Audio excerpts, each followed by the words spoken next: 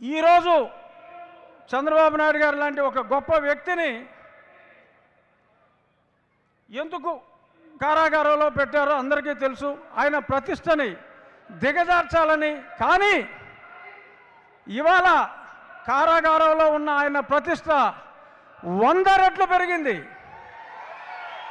తప్పు చేసినా సరే, అంటే కారాగారంలో పెడతాం తప్పైనా సరే, ఆ తప్పు వలన ప్రపంచంలోని సుమారు 70-80 దేశాల్లో ఇవాళ మనం చూస్తున్నాం.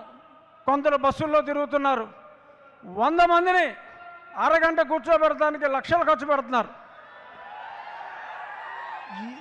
ఎంతోమంది ఈరోజు కేవలం ప్రేమ అభిమానంతో ఇంతసేపు చంద్రబాబు నాయుడు గారు వీఆర్ విత్ సిబిఎన్ అని అన్నారంటే, ఒక రకంగా నేను బ్రతుకున్న వ్యక్తులు ఎవరికీ ఇంత ఘనకీర్తి చూడలా. ఇది ఇంపాసిబుల్. ఎవరైనా పోతా మాట్లాడుకుంటాం. బతుకున్న వ్యక్తి గురించి ఇంత గొప్పగా ఇంతమంది మాట్లాడటం, తప్పు చేసినా అనుకున్నది ఒకటి అయింది ఒకటి. కొందరికి వారికి కూడా థ్యాంక్స్ చెప్పేద్దాం. ఈరోజు ఈయన ఘనతని విశ్వవ్యాప్తం చేసినందుకు yes, let us be generous, let us thank that fellow also. ఇక రేపు ఆంధ్రప్రదేశ్లో న్యాయానికి పరీక్ష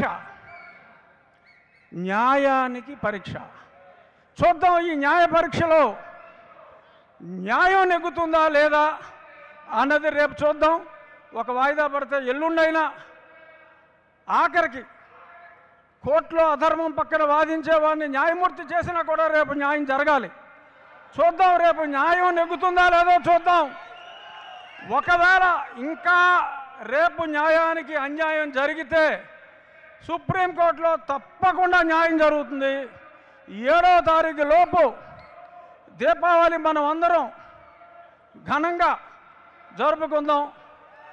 ఒక నరకాసుర వధ జరగాలి అంటే శ్రీకృష్ణుడికి సత్యభామ ఉంది, అలాగే నారా చంద్రబాబు నాయుడు గారికి భువనేశ్వర్ గారు ఉన్నారు.